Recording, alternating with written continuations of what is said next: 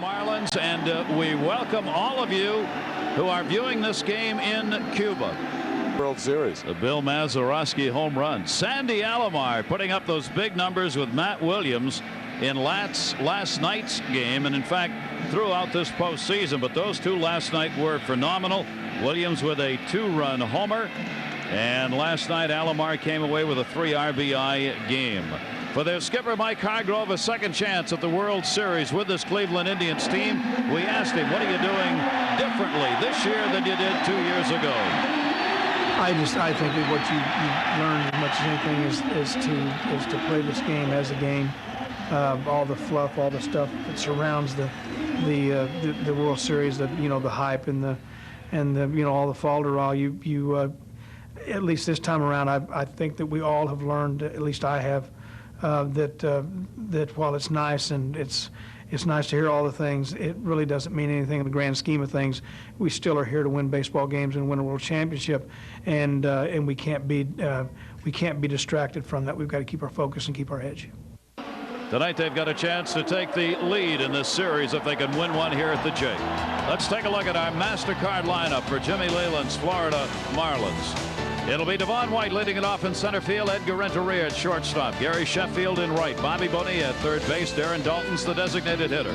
Moises Alou in left field. Jeff Conine will start tonight at first base. Charles Johnson doing the catching, and Craig Counsell at second base.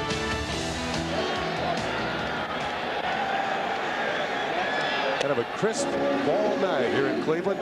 Orel Hershiser, good sinking fastball. If his ball is moving down in the strike zone, he'll be very, very tough to hit tonight. Fastball upwards at 89 miles an hour.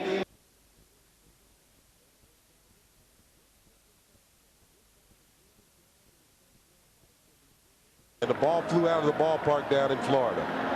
They spelled it right, too. Here's a look at the Cleveland defense. Brian Giles in left field tonight. Grissom in center. Ramirez in right. Williams, Vizquel, Robertson, Tomei will round out the infield. Alomar will be doing the catching in front of the veteran Orel Hershiser.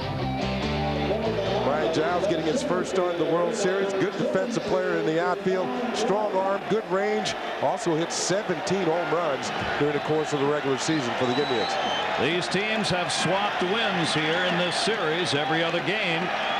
Florida's not lost consecutive games in this postseason. The Indians are going to try and do that to them tonight, while Florida will try and take a lead home. Hershiser, and we're underway in Game 5. Devon White takes the pitch for a ball. Devon White has struck out the last 5 times he has been to the plate. That in and of itself is unusual, tying the World Series record for a non-pitcher set by Mickey Mantle in '53 and Mike Shannon in '64. More unusual that it would be Devon White, as he's a contact hitter. He doesn't strike out, but he's an out. Roberts with a play at second base, 1 away. Well, I think once you've been struck out 5 times in a row, it just feels good to run down to first base. And White feeling that his night is certainly off better than it was last night when he was walking back to the dugout very slowly and maybe slamming his helmet into the helmet rack. Devon White, the first out for Orel Hershiser, who had a 14-6 mark this season. He will face Renteria. Edgar Renteria 5 for 16 in the World Series. Hershiser misses down low for a ball. Renteria's numbers, a couple of RBIs for him here in this '97 World Series. And Hershiser, moving right along, will not take much time between pitches. You notice he will not crack 90 miles an hour very often in tonight's game, relying on movement of his fastball to get a lot of ground ball out. So he's got one so far tonight. Slipped on that one, and it comes inside and misses. 3 balls and no strikes. Hershiser, ground ball pitcher, fastball, slider, cut fastball, change, and a split finger pitch once in a while. Straight fastball there, 3-1. Since coming to the Indians 3 years ago, in the regular season, he's 45-21. That's about 68% of the time he wins. And he's there with another one, 3-2.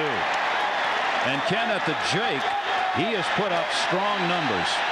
On this home field, he is 21-5. Wow. With a 3.56 earned run average. Fans applauding for a strikeout. 3-2 count.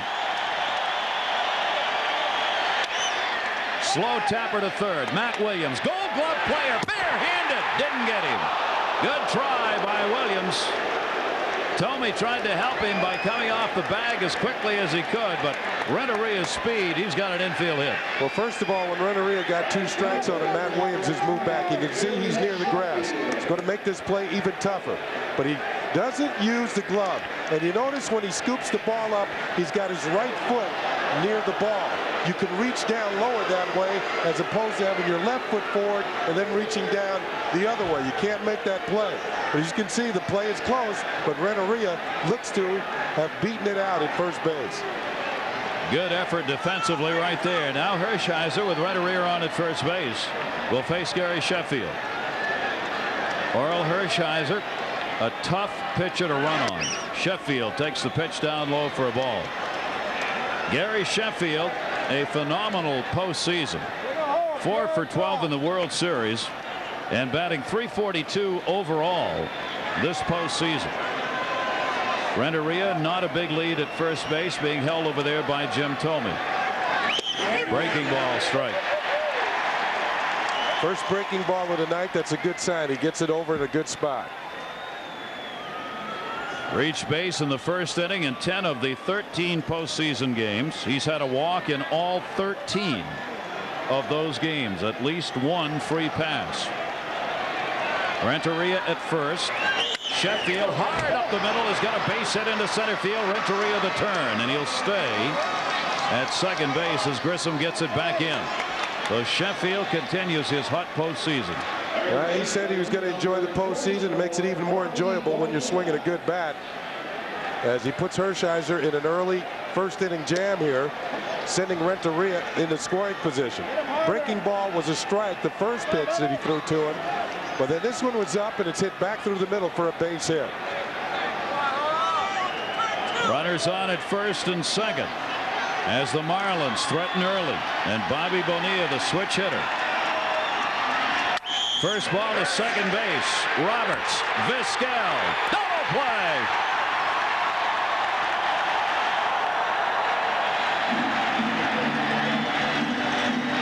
Just as the ball game started last night for Cleveland, a double play gets them out of the first inning. Marlins don't score. Indians coming up. Lineup for the Indians. It'll have Bip Roberts leading it off. Vizquel, Ramirez, Justice, Williams, Thome, Alomar, Giles in left field, and Marquise Grissom batting ninth. Well, as opposed to Orel Hershiser, Livan Hernandez can't throw the ball over 90 miles an hour, 92, 93. Curveball might be his best pitch, but a cool evening, it might be interesting to watch how much control he has of it. He's ready to go to work, and the first pitch is taken up high for a ball. Bip Roberts. Roberts, the switch hitter, leading it off. For RBIs, .313 average here in the series. And a strike on the inside corner as he was waiting for him to throw one before he was going to swing. So they're going to take a test here too and see how he's doing. Roberts hitting .255 in the postseason. Had a couple of hits and 3 at-bats off Hernandez in the first game that he faced him in. The opening game of the series, Livan Hernandez became the youngest pitcher to win a World Series opener. Now called on to try and give his team a lead in the World Series. Just over 22 years old. Bip Roberts, a 3-1 count. He'll take the walk if he can get it here, and he does.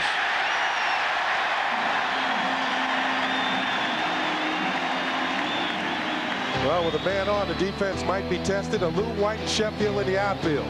Bonilla, Renteria, Counsell, and Conine at first base. Johnson behind the plate. Hernandez on the mound. Jeff Conine will get the start tonight at first base. We talked to Jimmy Leland. He said he has good numbers against Orel Hershiser and gives him a little better defense at first base to Darren Daulton. So Daulton will be the designated hitter tonight. A leadoff walk. Bip Roberts, a speedster, on at first base, and Omar Vizquel up. Vizquel, leading sacrifice bunter in the American League, has struggled at the plate here. .233 in postseason. Hernandez is going to hold Roberts close. Livan Hernandez has already violated the #1 concern his manager had in this game, in this series. You cannot walk people and beat the Cleveland Indians. Jimmy Leland told us today. He showed bunt, takes a strike. Marlins starters have now walked 14 in 4 games. And that's creating opportunities for the big RBI men and some of the hottest hitters. You saw the batting averages. That means when they're not walking, they're hitting. And that translates into run scoring. Bonilla's moved in at third base looking for the bunt from Vizquel to try and move the runner down to second base. Not this time. He did not show bunt. Takes the pitch up high, 1-1. And there's the 92-mile-an-hour fastball that we talked about. They also mentioned in the opening game of the series the last time a Cuban started the World Series game, it was Louis Tiant. That was back in 1975. Hernandez was 3 months old when El Tiante took the over the Red Sox. Oh, great bunt. Bobby Bonilla's got to go to first and gets it there in time. He had 16 sacrifices in the regular season. Picks up the sacrifice here, moves the runner down to second base with 1 away. You know, a lot of teams might have tried to steal with Biff Roberts at the first base, but I think with Charles Johnson behind the plate, you take the sure way of getting a man in the scoring position. You lay down the bunt, move Roberts down to second, and now you give Ramirez and Justice a chance to drive him in. Vizquel's already had 5 sacrifice bunts in the postseason. That's a lot. And a perfect bunt. Now the RBI opportunity to Manny Ramirez. For Ramirez, it's been a home run or nothing. He's had 3 hits and 17 at-bats here in the World Series, and 2 of them have been the long ball. Just 25 years old. He's hit more postseason home runs than any other Cleveland Indian. And one of them came off Livan Hernandez, and the only time he faced it. He is already putting up a .304 career batting average after this last season. For Ramirez, those numbers have not shown up here in the postseason. He hit .328 during the regular season, only .203 so far in the postseason this year. He had a 2-run homer in the first inning last night. Breaking ball and then misses outside. 1 ball, 1 strike. Now, last night the wind was really whipping out towards right field. Not quite as much tonight. Here's last night's pitch out over the plate. He drives it up into the breeze and out of the ballpark. He had him rocking here last night. He'd love to do it again tonight. 1-1 count on him. Ramirez off the fist to short. Will hold the runner. Renteria to first. And Ramirez is retired. 2 down, and Roberts remains at second base. Biff Roberts talking it over with his counterpart tonight, Craig Counsell, the other second baseman. Manny Ramirez, as you mentioned, jammed with that fastball. Previous pitch had been a breaking ball away. Fastball ran in on his hands. Now that Jake will settle back a little bit, looking for the big 2-out hit with Ramirez out of there will be David Justice. What a season he has had, continuing here into the postseason. He's the designated hitter for the Indians. .308 batting average, 2 RBIs here in the World Series, batting .302 overall in the postseason. Runner at second base, and with 2 down, Roberts will be running on anything hit by Justice. Breaking ball, strike, and a good one. You know, the thing about Hernandez's curveball, he has a couple of speeds on it. That one, he took something off it. Every once in a while you hear us call a curveball a breaking ball. And that's because it kind of stops and then breaks towards the plate. Pickoff attempt at second. Renteria moves in, couldn't get him. Which leads us, Kenny, to a question from Joe Fitzpatrick of Melbourne, Australia. Can you explain the various pitches besides a fastball? You use the term breaking ball. I'm guessing as to what it is. Well, a curveball can be a breaking ball. A slider can be a breaking ball. Something that kind of starts in one direction and breaks abruptly towards another. That last pitch was a fastball because it was more direct towards home plate. Pitchers can change speeds on curveballs, sliders, or what we term breaking balls. They can be very effective at keeping hitters off balance. Joe Fitzpatrick of Melbourne. There you go. 1-1 count, 2 down. There's a foul off a breaking ball and a 1-ball, 2-strike count. Now the problem with a breaking ball, though, is that a bad breaking ball can be hit for a lot of home runs because pitchers have a tendency, maybe don't snap one off as well as another one, and it kind of just hangs up there, it floats up to the plate for the hitter to just knock the heck out of it. The breaking ball that doesn't break. Yep, it can spell trouble. And we refer to it as a hanger most of the time. He hung a breaking ball. 1 ball, 2 strike count, 2 down. Roberts off second base, outfield deep. The wind tonight not blowing as strong as it has in the other 2 games here. It is blowing almost directly out into that power alley in right center. 1-2 is down low, 2-2. Justice, their best hitter with runners in scoring position during the year at .354. Why he had such a very productive season for the Indians, trying to get 1 home right here with 2 down.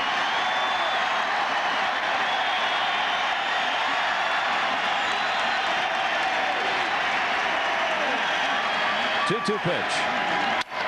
Right back to the mound. Hernandez, good location as he got that one away from Justice, and despite a leadoff walk, Livan Hernandez is able to work out of the inning. No runs, no hits, a base runner left on. We've completed 1. Game 5, no score.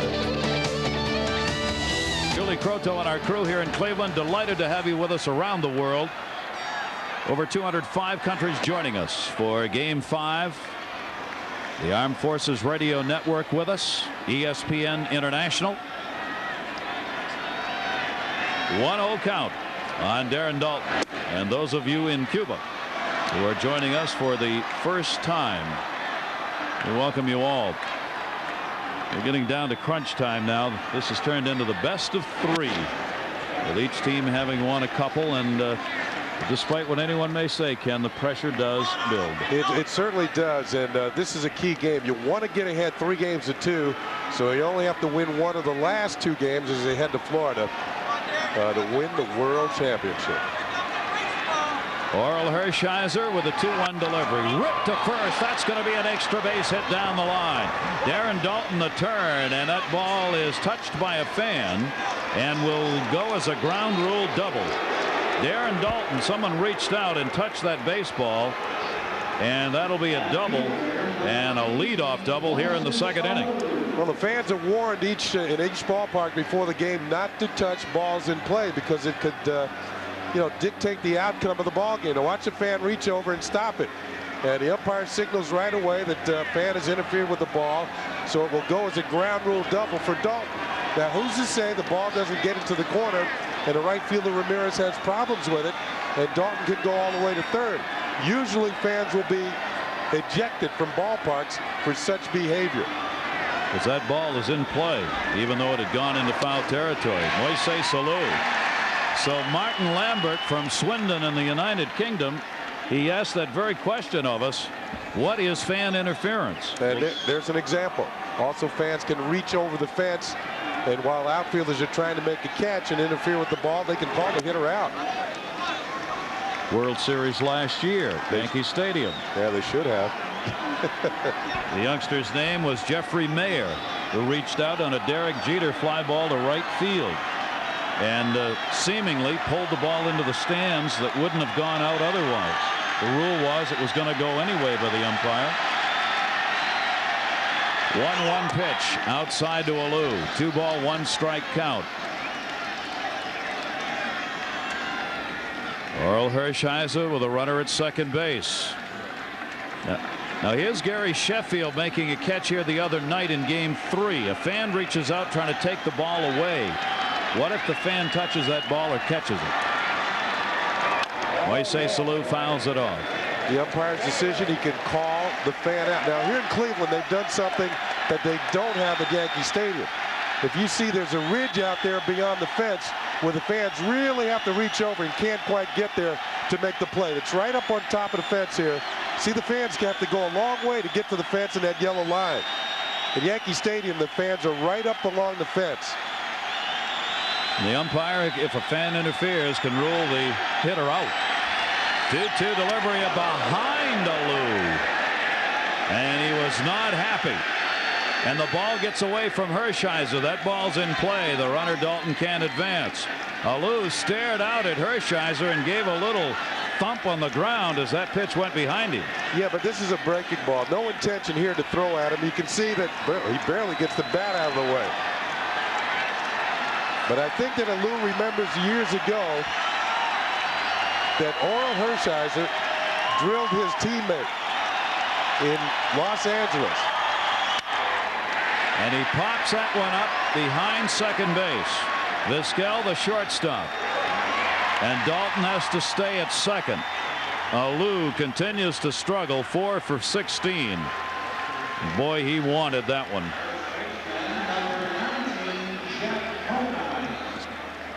Here's Marquise Grissom in center field. I mentioned that Orel Hershiser had drilled Alou's teammate. His teammate was Marquise Grissom. Marquise reminded Hershiser of that when he came over to the Indians this spring, that he almost had Marquise stay out for a couple of games. Marquise is a tough guy. I think any other guy in the Expos lineup would have missed a few days. Now they're teammates, Hershiser and Grissom. Runner at second, 1 away. And the pitch misses inside. Jeff Conine. Conine not starting the last couple of games at first. They got Darren Dalton in. Dalton was having trouble defensively at first base, so Conine gets the start here. No score. Runner at second, though, with only 1 away, and it misses inside, 2-0. To finish off that story, the Montreal Expos response to Hershiser hitting Grissom with a pitch. Day later, Kenny Hill hits Tim Wallach in the ribs, breaks his ribs, puts him on the disabled list. It can be a mean game at times. Standing up for your teammate. Yep. 2-0 count. Asked Jimmy Leland today, Ken and I talking with him, why do you have Conine in? He said defense is one reason, but the biggest reason, the numbers you just saw. He has always hit Hershiser well, 6 for 13 with 1 home run. So he's going with the numbers. 3-0 count here. Fastball for a strike, 3-1. And you can see right away with a base open, Charles Johnson on deck, that Hershiser is being careful with Conine. He's well aware of the fact he might not know the numbers, 6 for 13, but he knows that Conine's gotten some hits off him in the past. 3-1. Dalton, good lead at second base. 3-2. Hershiser starting this game falling behind the hitters. Not what he wants to do. Makes it much harder for him to get hitters out. Means he has to throw more strikes.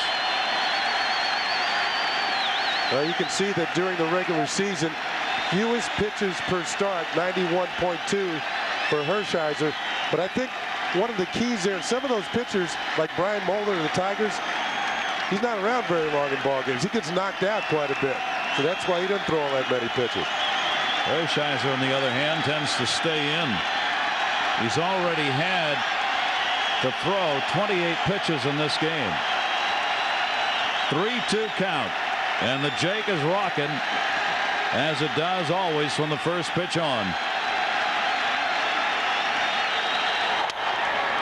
First base, Jim Thome says, I got it myself. Conine is retired. Dalton moves over to third base, and now there are 2 down.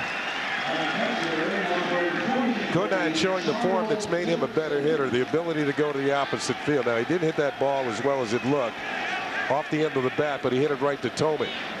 So Hershiser going with a breaking ball on 3-2 to Conine, a guy he's got trouble with. So I think he fell behind him being careful, but still was able to get him out. And that shows that he is somewhat on his game. Well, Cleveland got a leadoff man on in the first and couldn't score him. Now there are 2 down here. Dalton's at third, and there's a chance for Hershiser to get out of the inning. 1 strike count on Charles Johnson, the catcher. With Dalton on at third base, Hershiser will work out of the stretch. Johnson 1 for 2 against him with a home run. Fastball missed up high, 1-1.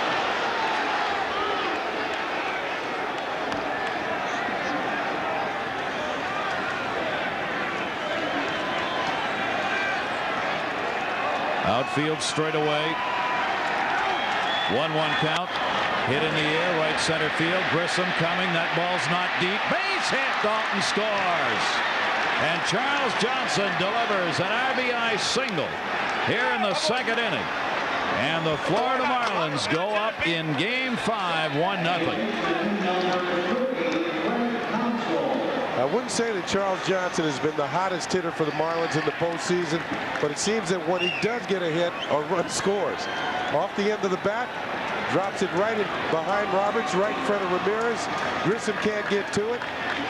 Dropped it out there with nobody get to it. What do they call it in football? The soft spot in the zone. The Bermuda Triangle area out there, where everything falls in and gets lost with 3 fielders coming in on it. So Charles Johnson delivers the RBI, and the Marlins are on the board first. For Johnson, that's going to be the 9th RBI he's put up this season in postseason play.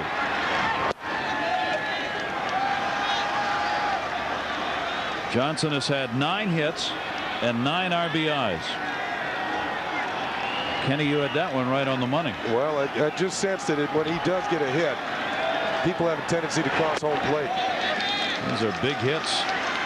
Craig Counsell batting in the number 9 spot. 3 for 13 here in the postseason. Mike Hargrove's team has fallen behind. I think he's concerned because Hershiser continues to fall behind the hitters in the early going here. Strike on the inside corner, 2-1 to Counsell. The Cleveland Indians had scored a run in the first inning in all 4 games of this World Series. They did not do it here in Game 5, and Florida's got one here in the second. Counsell, the 27-year-old second baseman, takes the pitch down low, 3-1. Hershiser thought that was a strike. We talked about umpiring. Julie was talking about it before the game. Here's the target right here. The pitch. Sandy Alomar definitely had to reach for it. It's called a ball by Randy Marsh. Randy Marsh is generally known as a hitter's umpire. You have to throw a definite strike for him to call it. And it is a walk. The first walk given up by Hershiser. Runners at first and second. Randy Marsh of the National League has the plate. Ken Kaiser, Ed Montague, Dale Ford, Joe West, and Greg Kosk. 3 umpires from each league. Hershiser is struggling mightily here. This is only the second inning. He does not tend to give up a lot of free passes. And now he takes on Devon White, the leadoff batter, who grounded out. And Hershiser is getting really upset, and Hargrove is talking to the home plate umpire Randy Marsh here. He's upset about not getting the calls, and here we go again. The umpire has been a factor throughout this postseason. 1-1. You know what he's trying to do now, maybe not arguing so vociferously on that pitch. What he's trying to do is get the next few. Trying to get that little edge for his pitcher, the next ones that are close. 19 strikes and 20 balls. And that one's drilled. That's going to be a base hit. Making the turn and coming around to score will be Johnson. They're going to try for another relay throw to the plate. Alomar there. The tag. They got him. Counsell tried to score from first base. The throw in time will end the inning, but another run scores. Alomar with a plate block. Counsell tried to go around him, couldn't get there. Big play in the outfield for the Cleveland Indians that saved the run. Watch him slide stop this ball, then come up throwing. Great relay throw to Bip Roberts. One hop it, and then the throw to the plate is right on the money to get Counsell. And they work on that play in spring training until you get tired of running it, but it pays off here in the postseason for the Cleveland Indians. The relay throws have to be right on line. Counsell tagged out at the plate. Alomar with the ball well in advance. He tags him on the leg, and he is called out. Devon White credited with a double and an RBI as Johnson came home to score on that, so it's 2-0. And that one will be fouled back by Matt Williams. So the Marlins get a couple of runs on 3 hits in that second inning. White's first World Series RBI. And they are up 2-0. 2 runs on 5 hits already off Orel Hershiser. Now the big bats of the Cleveland Indians need to help their pitcher. Williams, 281 in the postseason overall. Livan Hernandez with the fastball to him, and that misses 1-1. And it sure looks like that strike zone of Randy Marsh is going to be very small. Both these pitchers are going to have to adjust to that. 1-1 towards short. Renteria. And Williams is retired. Gary, I think you make a good point with Randy Marsh behind home plate. I think the hitters are really going to have to concentrate on hitting the glove. If the catcher has to move his glove just a bit to receive the ball, then it's not going to be called a strike. Catchers have to remain quiet behind home plate, not move their bodies so much, just move the glove to receive the pitches. Sort of like a windshield wiper going back and forth on the front of a car during a rainstorm. Don't move your body, move the hand. Jim Thome up also as a home run off Livan Hernandez. Thome 1 for 3 against him in the World Series, 2 home runs, and the breaking ball strike on the inside corner, that curveball of Livan Hernandez. Hernandez 3-0 in the postseason with a 2.21 ERA. Now here's what I was talking about, trying to illustrate. He moves the glove, not his body so much. That pitch really wasn't where he wanted it, but it still was on the plate. 1-1 hit in the air to center field and deep. It is way back at the wall. Looking up, no room, off the top of it. It gets away from Devon White. Going for 3 is Thome. He'll go in with a triple.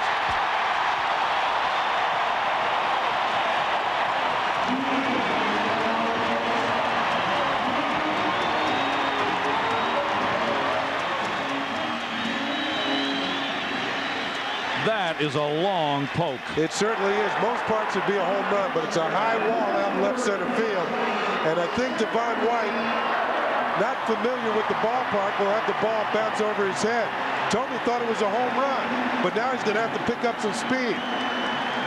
Watch the ball go over Devon White's head. Not familiar with the way the ball comes off the wall. It goes by him, and that's why it's a triple. Thome would have only had a double if Devon White had played the ball a little bit better coming off the wall. Hits the track over his head, turns into a 3-base hit. The first triple Jim Thome has had this year. He's on at third base. 1 down. RBI opportunity now. These are big potential runs, and Alomar has been able to bring them home. A great World Series. 471 average, 6 RBIs. The infield will stay back here with 1 away. Check swing, strike called in the inside corner. Alomar with 15 RBIs this postseason. Tied for second all-time, just 1 behind Atlanta's Fred McGriff, who set the record in '96. He's got a chance to equal that. Fouls it off late on a fastball, 1-2. Here's where Hernandez needs a strikeout. Mike Hargrove wants to see at least a ground ball to shorter second to pick up the run.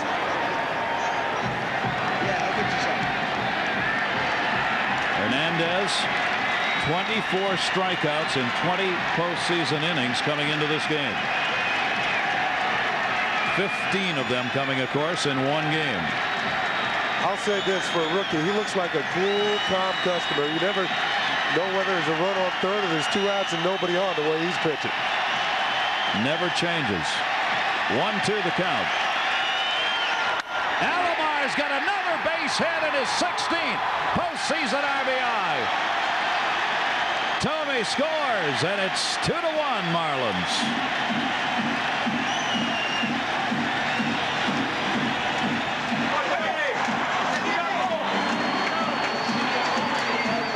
You know, one of the important keys for a pitcher, when your team has scored, you like to come out and shut the other team down.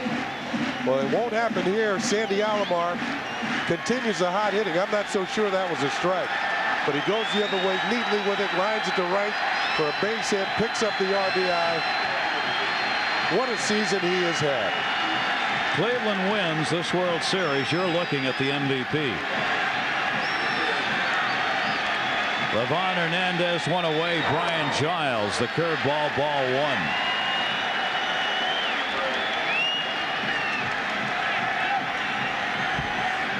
Giles getting the start. 240 in the postseason. Fastball away, 2-0. Giles has come off the bench for 2 at-bats, has 2 hits in this World Series, so Mike Hargrove feeling that maybe I can get another hot hitter in there.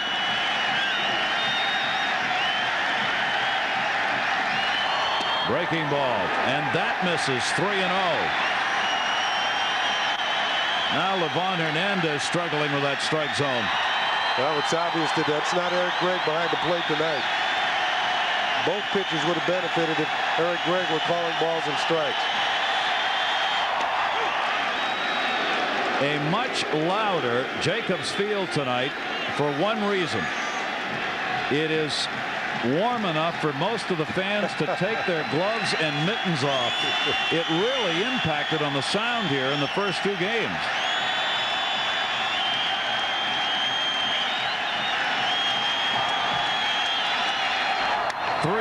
Foul back. Hernandez coming back on him to get the count full. 3-2. Mike Hargrove's team is packed and ready to go. When this game is done, they go back to Florida.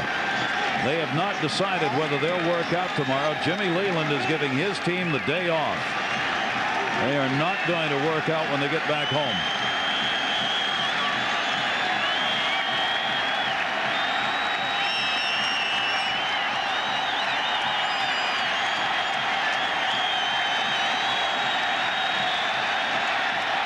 Runner goes. Breaking ball. Ball 4.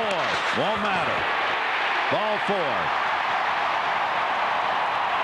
The second walk given up by Hernandez. And now there are 2 on and 1 down. Now Hernandez shows you how much faith he has in his curveball. He throws it 3-2 the Giles. And that's a little high for ball 4. Man. Charles Johnson thought it was a strike. So did Hernandez. Bobby Bonilla's on the mound talking to him. He says that ball should be a strike. That's Charles Johnson talking. Well, both teams are now really upset at Randy Marsh. It is really sad that this postseason has revolved so much around the umpires. Well, each umpire has his own strike zone. But there's only one strike zone under the rules. And Jimmy Leland made that point tonight, and I think appropriately so. He said, it really bothers me. There's supposed to be one strike zone. It's not right that the umpires themselves decide that they're going to do it differently. And he's right. They have no right to do that. In a way, though, that's the human element in this game. Everybody decides what he's going to call a ball and a strike. Randy Marsh certainly not calling what Eric Gregg did in Game 5 of the championship series. I mean, this strike zone is so small, you can hardly hit it. Yeah, Brian Giles would have been called out on strikes, and he might have thrown Sandy Alomar out at second. There are 2 on. Marquise Grissom. Strike on the inside corner. Grissom had his streak ended. In the ball game last night, he had hit successfully in 15 consecutive World Series games. He took an 0 for 4 in last night's game, but he's having a great postseason. And a chopper towards third. Bobby Bonilla. The hard throw, and he got him. The runners will move up. Alomar goes over to third, and Giles to second. 2 down.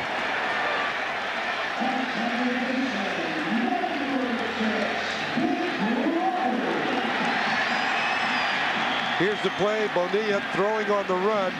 Now, we saw him have problems the other day. And watch him continue on over the first base. He cannot start and stop quickly on that bad hamstring. And he almost ran that ball over the first after he ran over the first after he threw the ball. He ran down to the right field corner to play at first base the other night. Here's a big moment. Biff Roberts. 2 on and 2 down. 2-1 Marlins lead. Roberts takes the curve for a strike.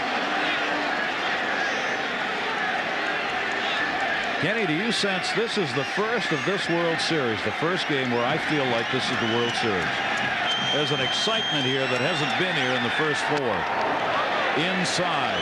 1 ball, 1 strike. I think the Cleveland fans, for one, this is the last time they get to cheer their own ball club before they head off down to Pro Player Stadium in Miami and in the enemy territory. So they're going to give them a good send-off one way or the other.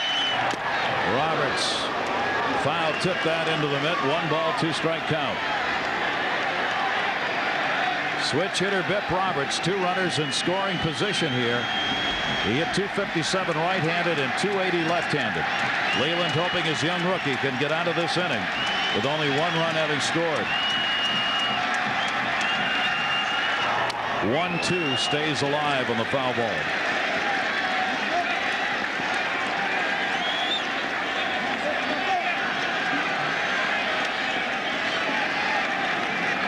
.33-year-old Bip Roberts, a .297 career hitter, including the numbers that he put up this year.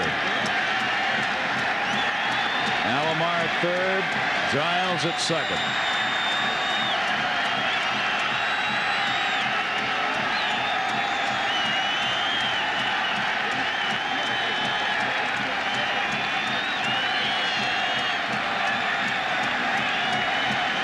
One, 2 the count. Outside to Roberts. Livan Hernandez slowing the pace down here with the runners on. Something he did very successfully against the Braves in Game 5 of the championship series when the Marlins needed a big win, and he was able to give it to them.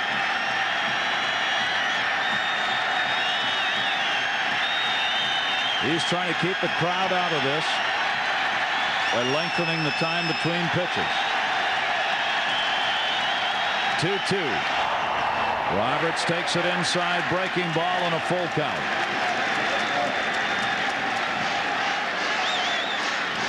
Alomar at third and Giles.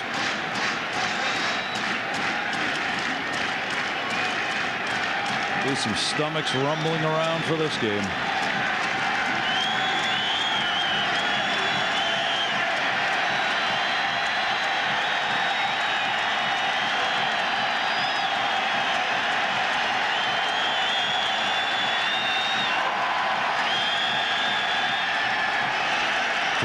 Two away.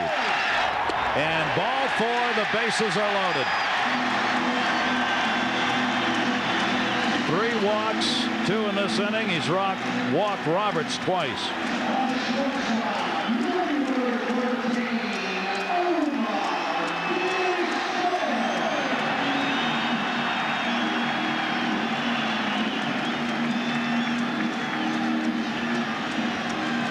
He is staring at Randy Marsh, the home plate umpire, just staring at him. In that big Game 5 in the championship series, he walked only 2, struck out 15 in 9 innings. Now Omar Vizquel, a chance for some redemption. He has not had a good postseason.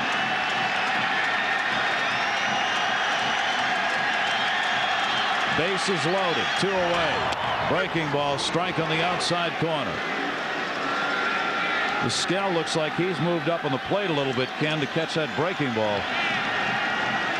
He's in a situation where he's struggled so much he's got to try something. You're right. It appears that he is closer to the plate.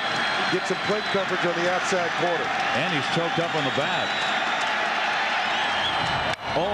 That's what he wanted to do with it, but it stays in the air. White overhauls it in, and Livan Hernandez works his way through the inning.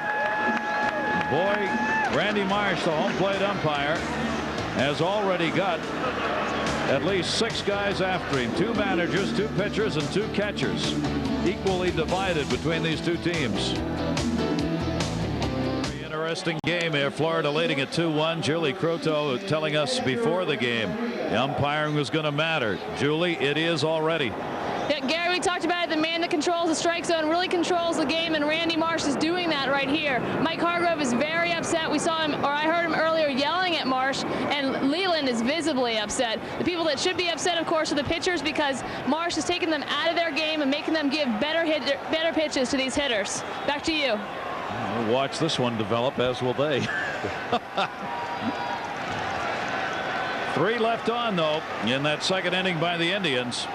They trail 2-1. Between innings, Alex Fernandez and Livan Hernandez, and telling him really don't show the umpire that you're upset, because then he won't call anything for you. And some advice from a veteran. Grounded towards short. Renteria to Vizquel, and he's out of there. One shortstop throws out another, leading off the inning. We talked to Jimmy Leland before tonight's game at his office, And he said that Omar Vizquel, probably the best shortstop in the game right now. He said maybe the best he's ever seen. Then he brought up Ozzie Smith. He said maybe not better than Ozzie, but certainly the best in the game right now. Complimenting Vizquel on the smooth hands and that great rhythm flow he has in throwing the ball and getting it to second base for double plays. One away here, third inning. Gary Sheffield up. He had a single in his first at bat. Orel Hershiser, who is 8-2 in his career in the postseason. In the 2 starts he's had in this series, 6 2/3 innings, 9 runs, 11 hits off him. His ERA is 12.79. That was close to being another hit by Sheffield. A rocket foul down the left field line on a hanging breaking ball. Just hung up there for him to just hit as hard as he wanted to. But from Hershiser's standpoint, it's nothing more than a loud strike. Sheffield has hit Hershiser hard, 308 lifetime with 1 home run off him. 0-1 pitch. That one way outside. 1 ball, 1 strike. Orel Hershiser, a free agent at the end of this season. He spent 11 years with the Los Angeles Dodgers, the MVP of the 1988 World Series and the Cy Young Award winner that same year. Jam Sheffield 1-2. Now here's a pitcher originally drafted by the Dodgers in the 17th round back in 1979 and developed into a great pitcher. Fastball up and in, ties up Sheffield. Does not have a strikeout yet in this game. Line drive. They had him played to second and right into the glove of Bip Roberts. Good positioning on a hard hit ball, and there are 2 down. If you'd like to keep up with the latest World Series news and updates and all the baseball information you could possibly want, we invite you to log on. MLB at Bat, Major League Baseball's website. Tap in at www.majorleaguebaseball.com and let us know how you are enjoying the game around the world. 2 down here, nobody on, and Bobby Bonilla, who hit into a double play his first time up. He hit into a double play in the first inning last night, and he hit into a double play in the first inning tonight. Hershiser away to him, 1-1.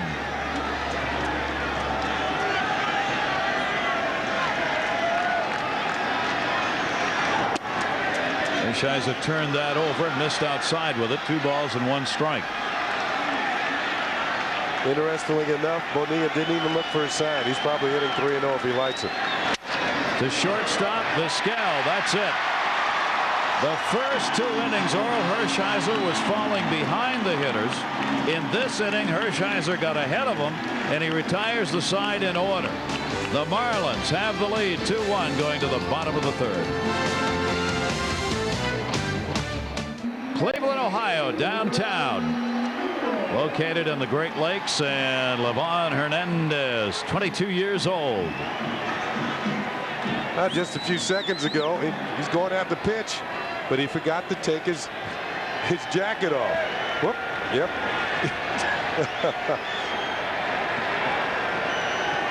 Got to take your jacket off so we know who you are. Yeah, so we can see your name there. That's right.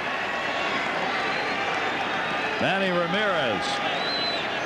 Bottom of the 3rd inning. Ramirez grounded out. He gets an A for enthusiasm, though. Yes, he does. Can't wait to get back out there to go to work. 9-3 during the regular season. Won his first 9 decisions. A chopper down to 3rd. Bobby Bonilla in between hop gets Ramirez 1 away. Hernandez coming into this game with a 2.21 ERA is going to be helped out by ground balls. Yeah, this was not as easy play as it looked. Bobby Bonilla with the strong throw, but the catch was the difficult part of the play. Short hop right near the stomach of the bread basket, and he makes the play. Marlins leading at 2-1. 1 down here, and that will bring up David Justice.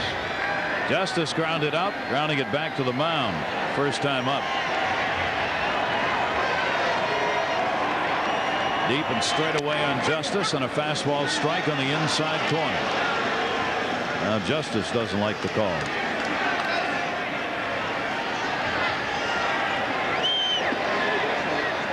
Randy Marsh has not expanded his friendship circle so far in this game. Not that he cares. 1-1. Well, they're just going to have to go from here. They've seen what it's going to be like early. Play the rest of the ball game. Quit complaining. Get up there and hit. Get up there and throw the ball. Play the game. It's easy for me to say. I'm up here. 1-1 count. We'll see how much the managers get into it from this point on. David Justice takes the breaking ball. Big curveball in for a strike. That locked him. 1-2. I know years ago that Mike Hargrove would have loved to be hitting in a game like this. When he was playing, he was known as one of the players in the league with one of the best eyes. He was always among the league leaders in walks. He would have had a good 2-hit night going with a base on balls. Taking a lot of pitches along the way.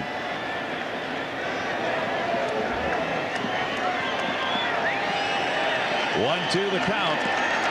Outside, and it's 2 balls and 2 strikes.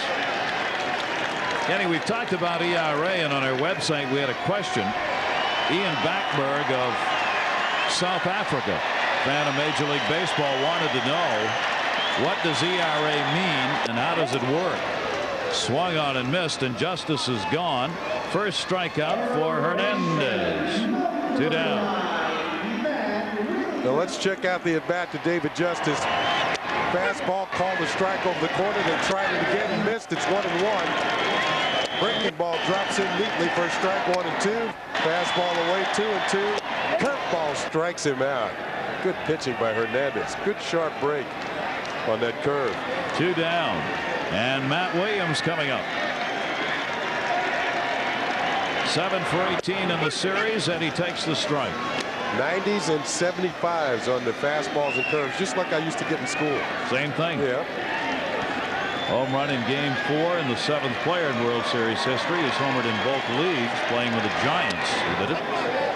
Well, ERA means earned run average is what it means. How many earned runs does a pitcher give up? And then the question was, well, how does it work? Well, it's dictated by the fact that when somebody hits a home run off you, that's an earned run. But if somebody makes an error and the runs score following the error, those runs are not earned. So then you add up the innings. I'm not sure how you computate it, but the fact is that when you have an ERA under 3, you're doing some pitching. And this day and age, if you're around 3.50, you're still a pretty good pitcher. That's 3.5 earned runs per game. If you're under 3, say like a Roger Clemens or Pedro Martinez this year, you're one of the best. It's based on 9 innings. You calculate how many runs were given up on average over a 9-inning period, earned runs. And that's what you come up with, is the earned run average for every 9 innings pitched. So if you're only giving up 3 earned runs per 9 innings, 3 earned runs a game, you got a good chance to win. Yeah, but I wasn't concerned so much with earned run average. I was a former hitter, so I worried about batting average. You wanted to destroy the earned run average. Well, that's what they paid me for. That's right. So Ian Backberg of South Africa, hope that helps you. 3-1 the count, 2 down. Williams takes it down low, and he is on with a walk. A 2-out walk. That's 4 now given up by Hernandez in the game.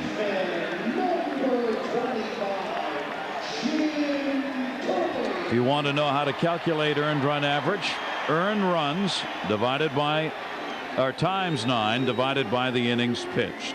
Earned runs times 9 divided by the total innings pitched at any given point in the season. And Livan Hernandez, who had a 9-3 record, had a 3.18 earned run average for the regular season. And that is very, very good. Jim Thome up, pitches inside for a ball. Every time Thome comes up, the fans here at Jacobs Field move a little closer to the edge of their seats. They want the long ball from Jim Thome. He had the triple and a run scored. Alomar drove him in the 2nd inning. Look out. That one went by to the backstop. Down to second base, Williams.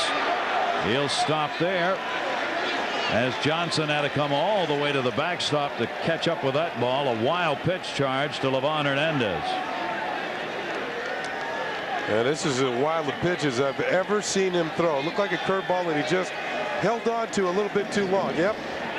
Thome has to vacate the premises, and Matt Williams will move down into scoring position.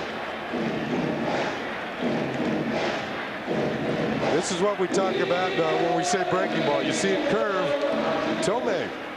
Dance fever broke out at home plate. He got out of the way quickly. Livan Hernandez did not throw a wild pitch during the regular season. That is the first one he's buried to the backstop. And it puts a runner in scoring position, and he's really slowing it down here. And Charles Johnson coming out to talk to him.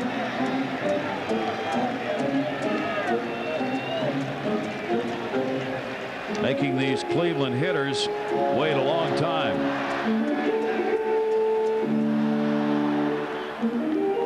Yeah, Charles Johnson, you can see how he talks to Livan Hernandez. He seems to take charge a little bit more with the youngster on the mound. You know, Charles is a grizzled veteran of all of 3 years in the major leagues. 26-year-old catcher. Breaking ball in the dirt again. That'll send Williams back to second base. 3-0 count on Jim Tomei. I think Tomei gets a chance to swing the bat here 3-0. Hernandez gave up 5 home runs during the regular season, 3 to left-handers.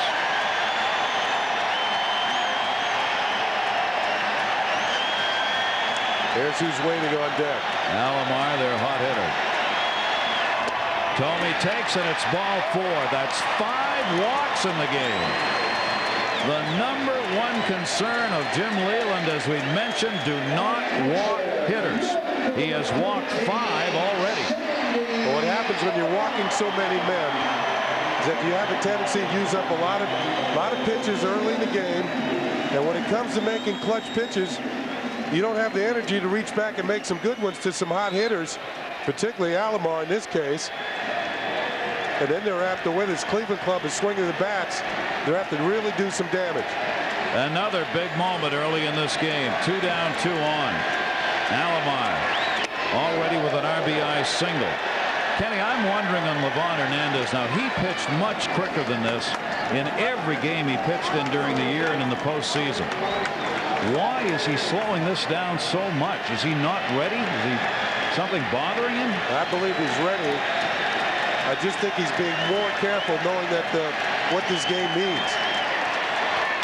That went deep to left field. Listen to this house. A 3-run homer.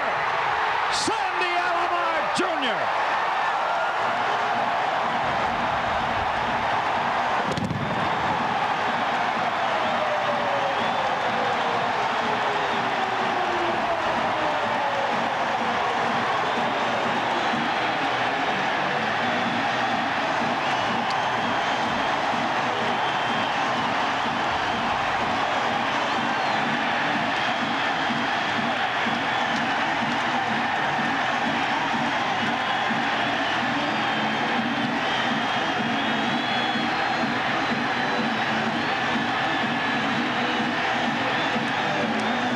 Sandy Alomar Sr. is in attendance tonight.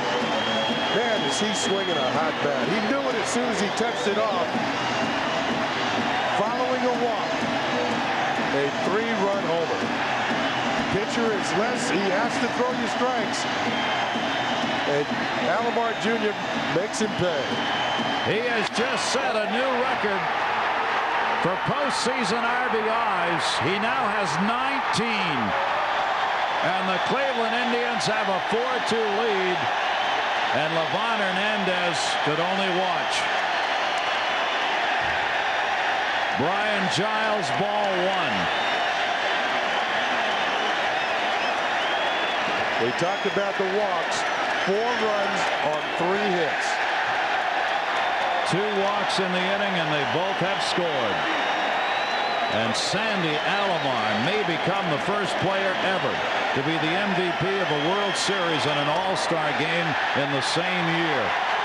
He is right now head and shoulders ahead of everybody if Cleveland wins this World Series. Brian Giles taking ball 4, and Livan Hernandez is in deep trouble. He has walked 6 batters in 2 and 2/3 innings.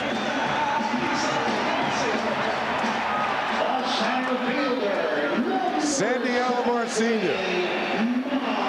He's going to stand up to get a good look at it. It's gone. How about this? A father at a ball game watching one of his sons, a 5-time All-Star, his other sons, an 8-time All-Star. Is that a magic moment or what? Wow. Marquise Grissom, 2 down, a runner at first base. Hernandez steps off. Livan Hernandez getting tagged in this one. 4 runs on 3 hits. Not out of the inning yet. Throw over, and Giles back to the bag. Felix Heredia, the long man in the bullpen tonight, the left-hander for the Marlins.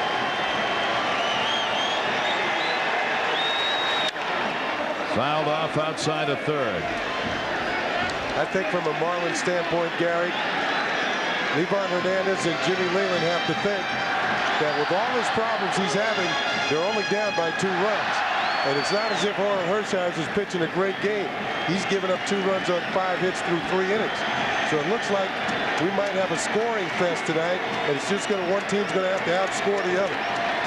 Kenny, about this inning, what's amazing is all of this has happened with 2 outs. Yep. There were 2 down before Cleveland got anybody on. And Orel Hershiser is loving it. He's now got a 2-run lead. Marquise Grissom, a 1-ball, 1-strike count. Giles on at first base. That one's going to be a base hit into left field. Alou coming over to get it. Giles will stop at second, and Grissom's on.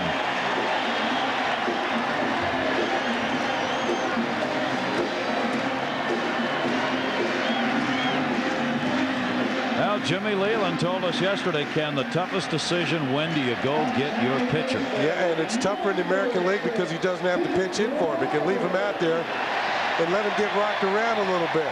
There's the base hit by Grissom that continues the inning. And now another tough hitter coming to the plate in Bip Roberts. 5 straight have reached base here in the 3rd inning. 3 have scored. Alomar with his 5th postseason home run. That is the most by a catcher in postseason history, as he goes 1 ahead of Gene Tennis, who held the mark before. Right at Renteria. And Bip Roberts and the Indians retired, but they come up with 3 runs in the inning, doing it on the big blast by Alomar.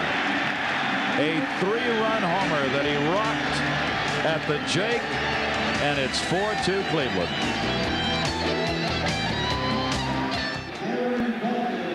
The Cleveland Indians, with 3 in the 3rd inning, have the 4-2 lead. Orel Hershiser back out on the mound, and Livan Hernandez in the dugout.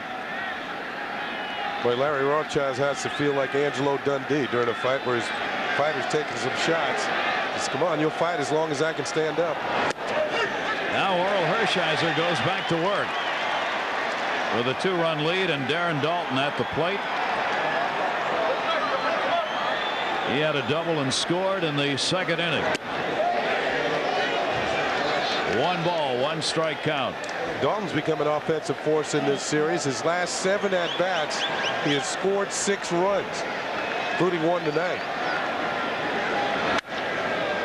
He fouls that one off hard into the seats. Dalton is now 6 for 11 in the World Series. Wow, they dug that one up. That's back from 1948. The last time the Braves have had a lead in the World Series, the Indians rather, have had a lead in the World Series, was that 1948 World Series win. 5th time the Indians have been in the World Series. Twice in the last 3 years.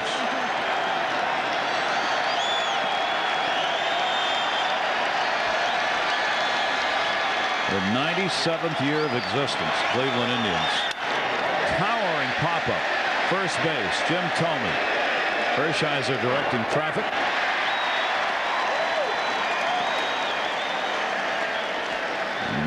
that'll take care of Dalton. One away. Day off tomorrow. Then we will take you back to balmy South Florida and Miami. The home of the Florida Marlins will be the site of Game 6. And these two teams will play a Game 6. Somebody will have a 3-2 edge and a chance to win the World Series. Chad O'Jay for the Indians, Kevin Brown for the Marlins. 7:30. Note the start time, our air time, 7:30 Saturday.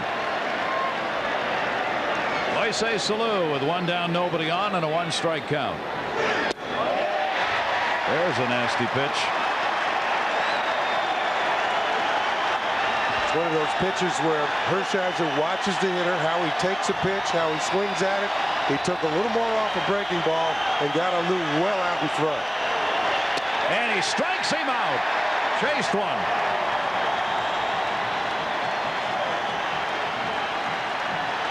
First strikeout for Bulldog Hershiser. And we'll see if Hershiser can do something that Hernandez was not able to do.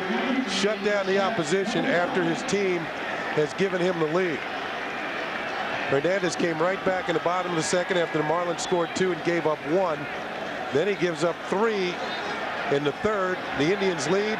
Now it's up to Hershiser to hold on to this lead if he can. What a difference it makes when you throw first strikes. There he does it again.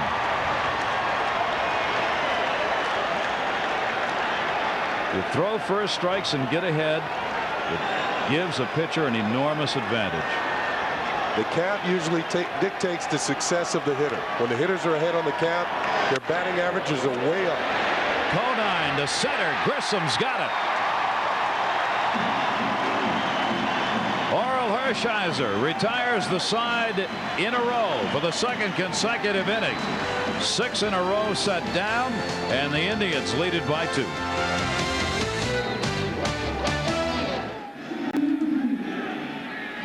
.46 degrees at game time here in Cleveland. This ballpark, Jacobs Field, located smack dab in the middle of downtown Cleveland, a business commerce center now, a city that grew up with the steel mills and blue-collar workers around it, transforming itself into a new age. And part of that transformation of downtown, the office buildings and this beautiful ballpark that opened in 1994, Jacobs Field. And right now, Alomar could be mayor of the city or governor of the state if he wanted. Omar Vizquel leads it off, and Hernandez gets the strike.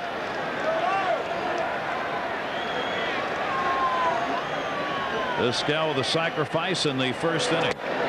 These Marlins starters have really struggled here in this World Series in 5 games, including this one.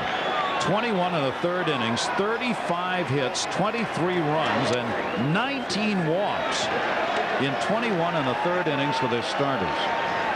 That's a lot of working from the stretch and a lot of pressure pitches. Towering pop-up, shallow right field. Sheffield is under.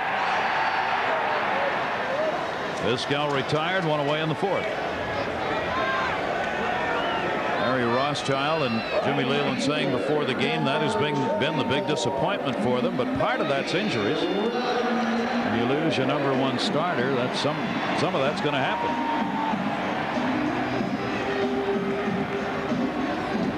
Manny Ramirez coming up.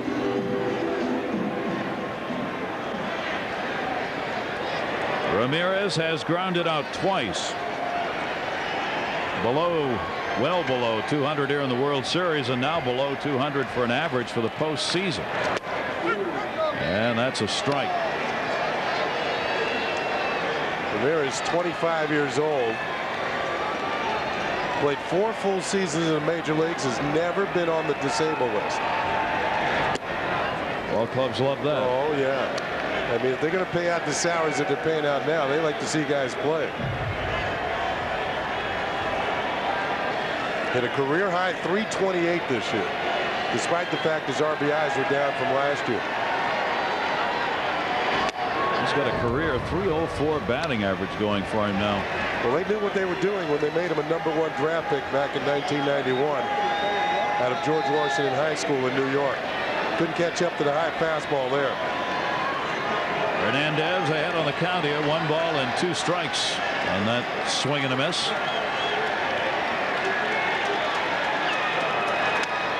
fouls another one back into the screen. Well, since we may be seeing the bullpens tonight, the way this game's going, Kenny, on our website we had a question from J and K Alonso from New Zealand. Where did the bullpen get its name? That's a good question, and it goes back to minor league days. Bull Durham was a sponsor, was a tobacco company, and I guess in one ballpark the pitchers, the extra pitchers, sat underneath the Bull Durham sign. This is in the minor leagues, and they call it the bullpen. There you go. And you know, nowadays they swap a lot of stories down there, and that might be a part of it as well. It's a different kind of bull. Yeah. 2-2 to Ramirez off the fist. It stays 2-2.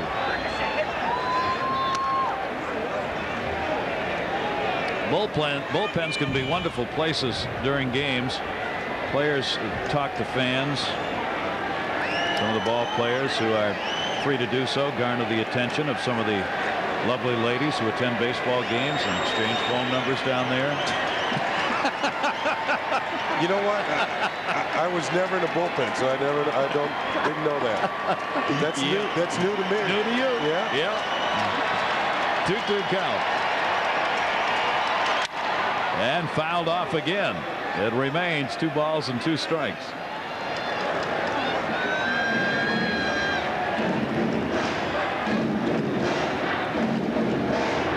Livan Hernandez being very deliberate here in this start.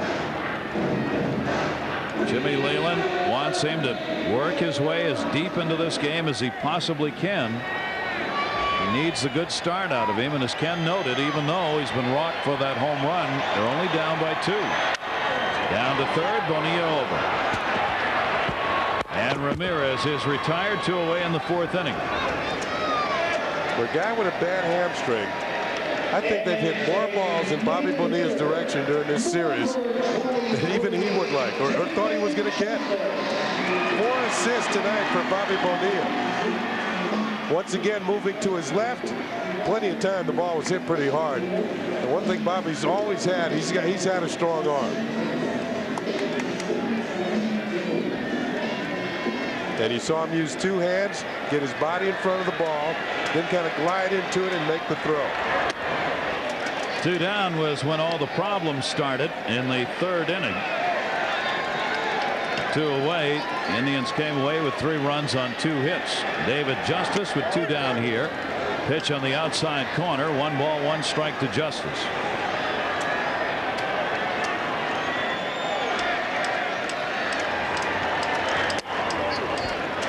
Series tied at 2-2. You know, you might think in a World Series with great teams that teams exchanging wins and losses wouldn't be unusual, yet this is only the 2nd time teams have exchanged wins and losses in the first 4 games in the last 35 years. Breaking ball, great off-speed curve, 2-2. Interesting that Dave Dombrowski, GM Florida, like to see his club pick up a win and go home with a chance to put it away on Saturday. He'll be on the charter tonight. Fastball just missed. I was going to say, interesting here that Livan Hernandez, when Justice comes up, triples his speed here in throwing the ball back to the plate. Justice, you see, keeps calling timeout because Hernandez trying to fast pitching. And that one to first base. Conine's got it, and that'll do it. So he retires the side in order. The 2, 3, and 4 hitters for the Indians tonight have now a combined 0 for 7. But the Indians lead it 4-2. The Indians here in their home field during the regular season, 44 and 37. The Tribe is 6-3 at home in postseason. And their Bulldog, Orel Hershiser, is working here tonight. Well, he mentioned what a fun place this is. A group of fans on hand enjoying it, getting ready for Halloween a little early.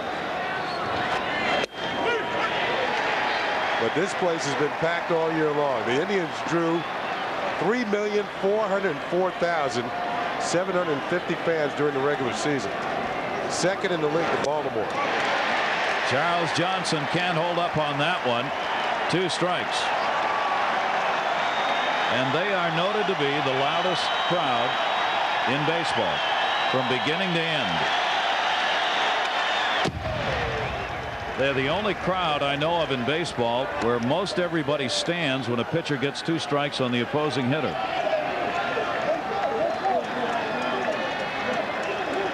And he's got 2 here. 0-2 count.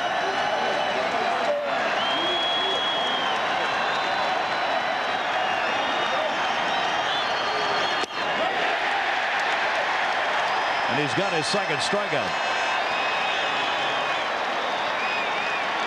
Hershiser starting to get into a rhythm now. He's working more quickly, and he's making better pitches with his breaking ball. Slider down and away, strikes out Johnson, although I didn't think that was such a good pitch. I think he should have hit this one, but he didn't get it. Hershiser's really settled in now. 7 first pitch strikes. Of the last 24 pitches, 20 of them have been strikes. And youngster on hand here representing the class, and he does it again. 8 consecutive first strikes.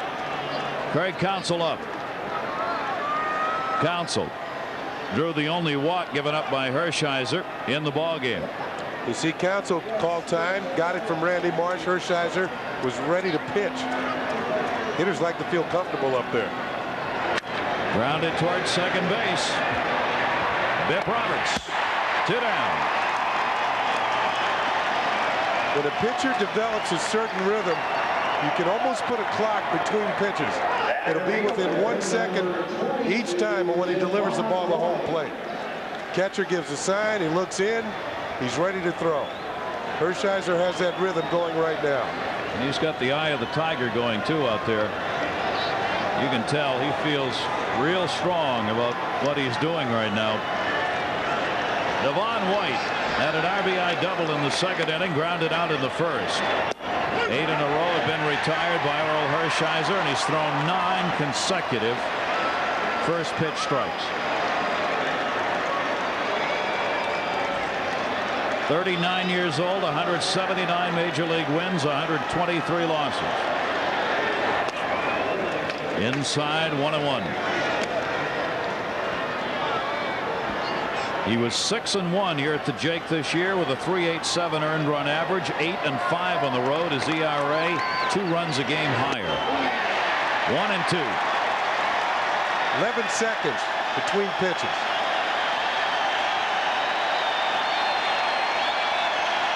He reached and touched the rosin bag that time. We'll see how long this one takes. And also Livan White has stepped out.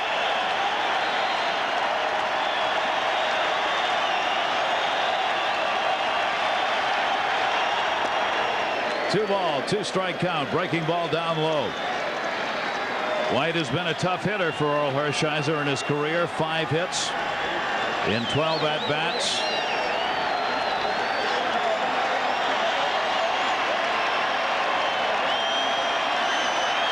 Livan White standing out of the box. Hershiser waiting. 2-2. See, Hershiser's been ready to pitch, and Livan White, a veteran hitter, knows he's working fast and steps out. The previous pitch to the last one when he fouled it off was 6 seconds. When Livan White got in, Hershiser came to pitch within 4.5 seconds. So he's ready to throw the ball. See, Livan White trying to hold him up and slow him down. See? Does it again. That's what the hitters will do to try and break up the rhythm of a pitcher. So Hershiser then walked to the back of the mound to make Livan White wait. Hershiser thought he had a strike. He was headed to the dugout. 3-2. 3.5 seconds. When White was ready, Hershiser was ready to pitch. And he also thought he had strike 3. Maybe just a little bit low. 2 down, 3-2 count, nobody on. A chopper to second base. Roberts gobbles it up, bobble it, still gets the out. And Orel Hershiser is retired 9 in a row. Only 1 ball hit out of the infield during that stretch. And he protects the Indians' 4-2 lead, and he is pumped. tied at 2 games apiece. Cleveland leading 4-2 as we go to the bottom half of the 5th inning here in Cleveland. Julie Croteau, where are you? Well, I'm down in my spot down here by the Cleveland dugout. I'm watching Orel Hershiser, very intense, very focused. He comes right in from the mound, gets his jacket, shakes a couple hands, and goes down to the clubhouse. He's very intense. He's pacing around, and as well he should be. This may very well be his last game as an Indian. Back to you guys.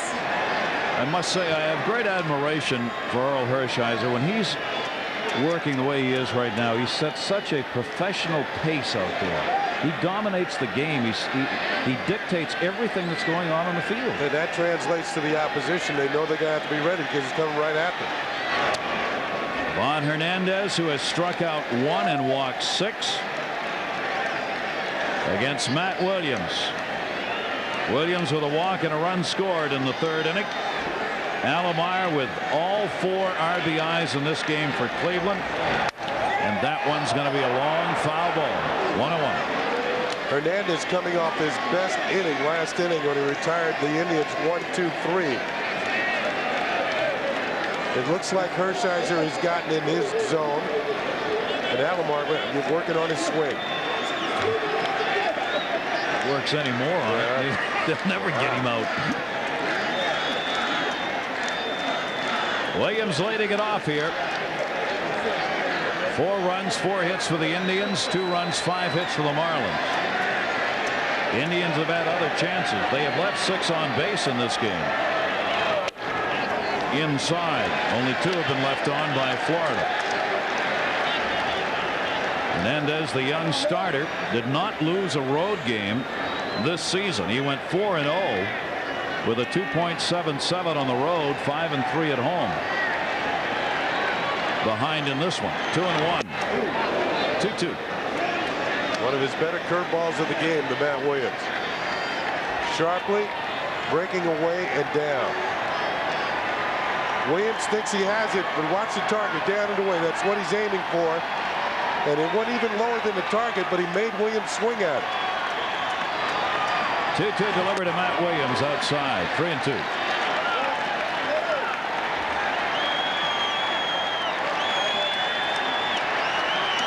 Remember another thing about Hernandez. This is the first time he's pitched here in Cleveland on this mound.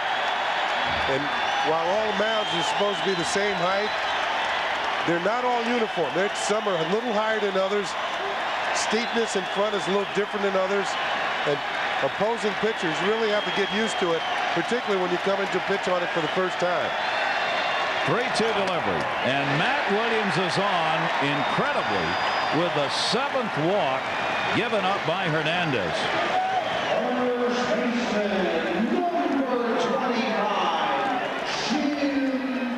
Even so, Matt Williams showing a good eye. This pitch was close to being a strike. But once again, with Randy Marsh there behind the plate, those corners are very, very tight. 16.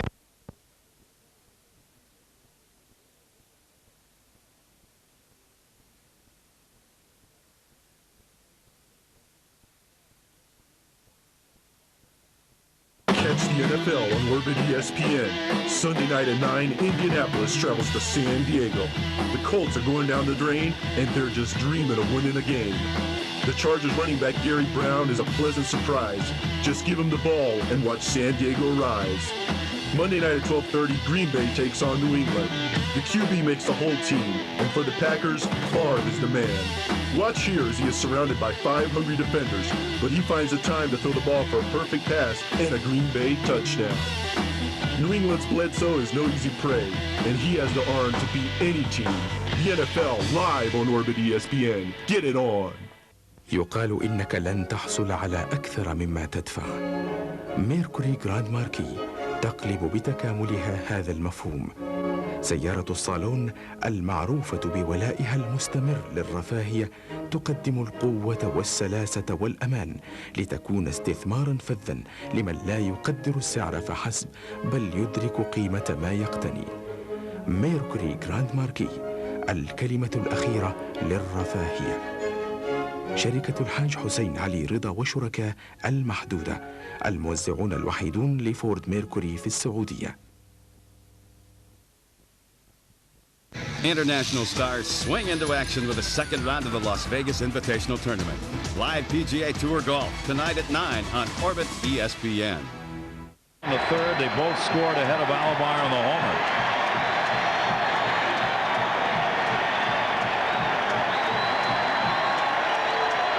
Jim Thome with a 2-2.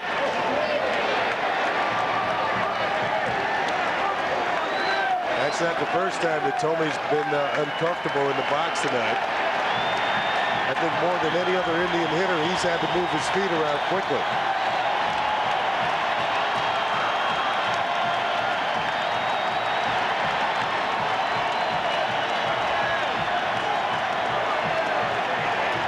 To the count. Runner not going. Breaking ball fouled off. It'll stay 3-2 on Thome with Williams at first base. Still not giving Thome a fastball on a 3-2 pitch. Jimmy Leland's been pacing all night long. His stomach is churning.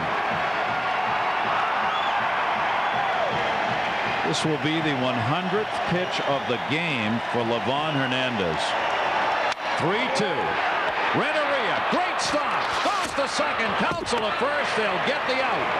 At second base, Edgar Renteria with a tremendous play, robbing Jim Thome of a base hit and getting Matt Williams on the force at second.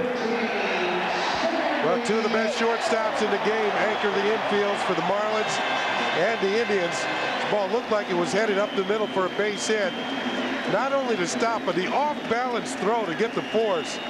Now, this play develops a long time, much too long to get a double play, but you certainly want to get the lead runner, and that's what the Marlins were able to do. Big defensive play right there. One down.